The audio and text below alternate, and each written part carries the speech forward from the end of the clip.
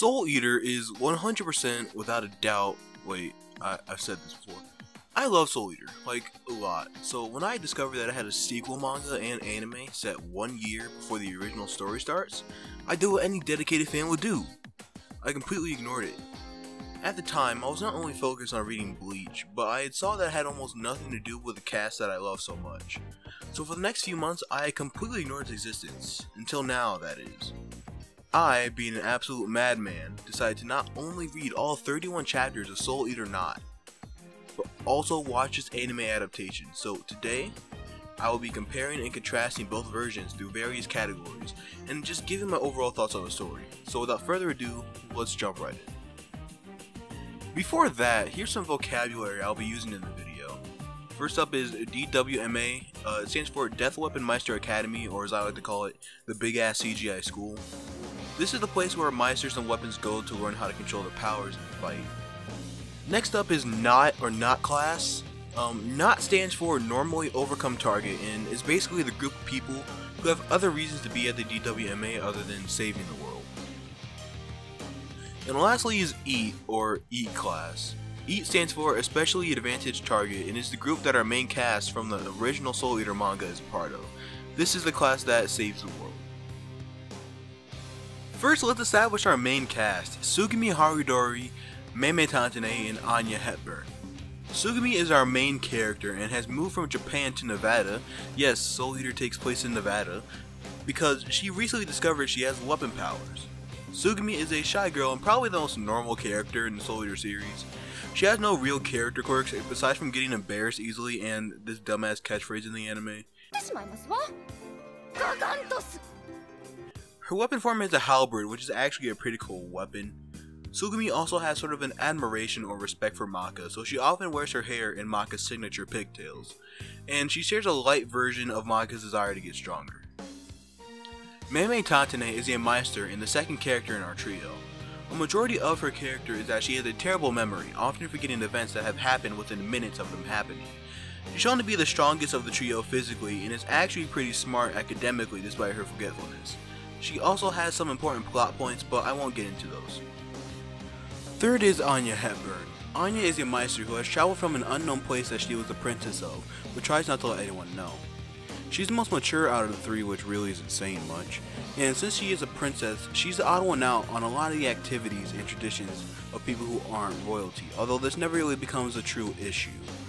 However, being royalty does mean that she has a prideful side to her which can get her into some trouble. The overarching goal of this story is for Tsugumi to choose either Anya or Meme as her partner, but that's not the entire focus. There's an underlying plot about a witch, and I'll get to her later, but Soul Eater Not is definitely more of a slice of life type of manga with some action and ecchi elements thrown in every now and then.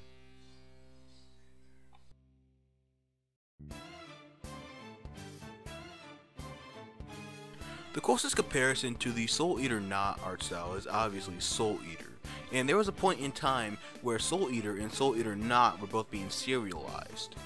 Soul Eater started serialization in 2003 and ended in 2013. Soul Eater Not began in 2011, so it received Okubo's art style at the time from the very beginning. I'm a huge fan of Okubo's art style in general, so I enjoyed this manga a lot visually. The anime, however, is a different story. I think for the most part, the art style of the anime looks good. I was a fan of the way the original Soul Eater anime looked, but I'm not mad at this one. The biggest problem I have with the art style is that some of the main Soul Eater cast look extremely weird. Maka and Tsubaki look like babies, Black Star looks like a Smash 64 character, and is about as tall as he is after the 1 year time skip in original Soul Eater, which will be 2 years after Soul Eater Not. In Soul, well, of course Soul still looks clean, it's fucking Soul. Kid, Liz, and Patty also looked pretty untouched, which is kinda weird, because Tsubaki and Maka look younger than Patty, who was the youngest out of the entire group, but I'm not gonna knock the whole anime for this, because they don't really show up enough for me to truly be bothered by it. The main villain of Soul Eater Not is Shala Gorgon, the third Gorgon sister. To keep things quick, I think Shala pales in comparison to her two sisters Medusa and Arachne, who are major villains from OG Soul Eater, but in this setting she is decent because the tone in Soul Eater Not is much lighter than it is in Soul Eater. I think she could have been better, and I also believe making her a Gorgon sister was a mistake because she would have so much to live up to. But I think for this anime and manga, she does well enough. I also just really don't like her design that much, especially in the anime. Soul Eater Not has a surprising amount of focus on side characters from OG Soul Eater like Ox, Kim, Jacqueline, Clay, and Akane, and even does something for Liz and Patty from the main cast. We mostly get to see how Kim and Jacqueline became partners and why Ox is in love with Kim. We also get to see Liz and Patty from before they started at DWMA with the rest of the cast, and what they were like right after being taken out of a life of crime by Kid, who has not actually met the rest of the group at this point. We also get to see that Sugumi is a driving factor in Liz and Patty's personality shift, and we find out that the events of Soul Eater Not are related to Sid's death in the beginning of Soul Eater. The two most important side characters, and the ones who carry the anime and the manga, are Akane Hoshi and his weapon partner Clay Sizemore. These two are EAT class students posing as not class students in order to keep an eye on and protect Anya since she is a princess. To be completely honest, the whole plot with Shala is conveyed through us through events that Akane and Clay are part of. Akane is from a branch of the Star Clan, which means he has a degree of connection to Black Star, so that's pretty cool. And these two show up later in OG Soul Eater, so it's nice to see them now. The story in the anime and the manga is largely the same, but the anime reorganizes some events, but it doesn't do anything offensive in terms of the flow of the story, until the end that is. It also adds some scenes that weren't in the manga, such as Sugumi training her weapon powers. Like I mentioned earlier, the main plot is pretty much just the daily lives of our main trio until it starts to directly combine with the secondary plot in episode 7 or chapter 14, roughly. The secondary plot is the plan to destroy the big ass CGI school.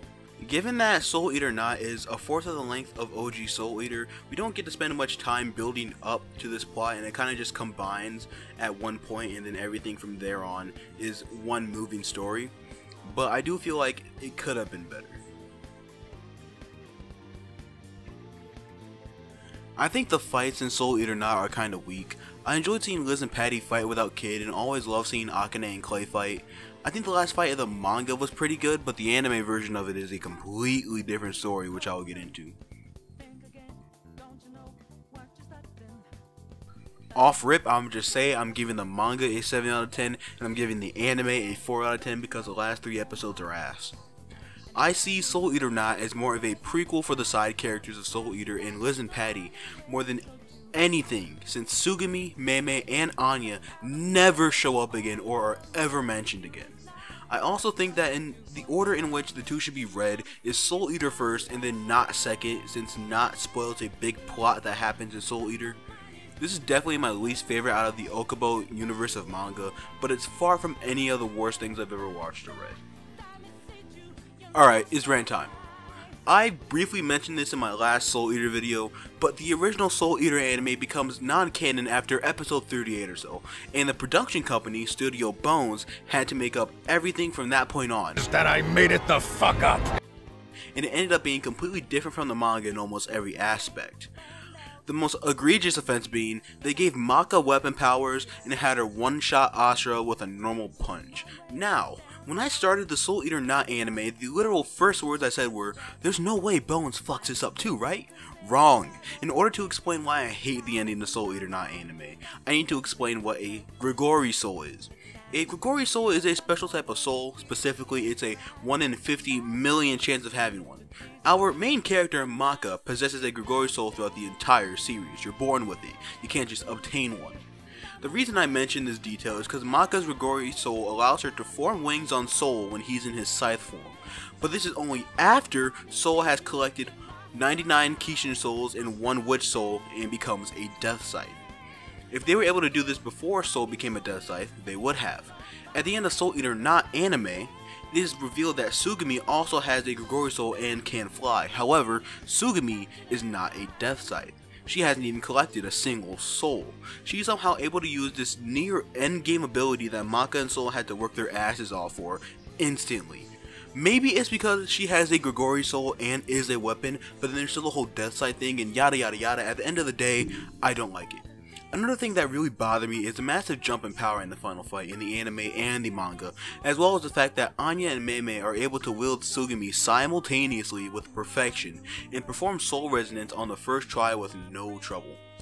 Shala essentially gets one-shot by 3 Not class students in their first real fight, which makes her even more disappointing considering it took Stein to take down Medusa and she still didn't die, and Arachne was defeated by Manga using a light version of the Black Blood armor.